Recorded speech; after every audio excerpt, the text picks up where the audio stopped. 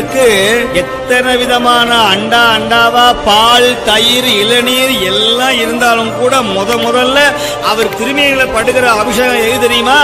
இந்த பஸ்பமாகிய திருநீர் தான் முதல் அபிஷேகம். மயான சாம்பல், இறந்தவருடைய பிணச்சாம்பலை எடுத்து நடு நிசியில 1 மணிக்கு மேல அதை கொண்டு வந்து காசிலையும் உஜ்ஜயினி என்கிற மகாலேஸ்வரருடைய ஆலயத்துல ஒரு பெரிய பொட்டலமா கட்டி சுவாமி மேல அப்படியே பவுடர் அடிக்கிற மாதிரி தட்டுவாங்க. அப்படி மேல அந்த சாம்பலை வாங்கி பூசினா அவ்வளவு மன கமன்னு இருக்கும். எங்கேயாவது எலும்பும் தோலும் நரம்பும் அப்படி மயான சாம்பல் எங்கேயாவது மணக்குமா?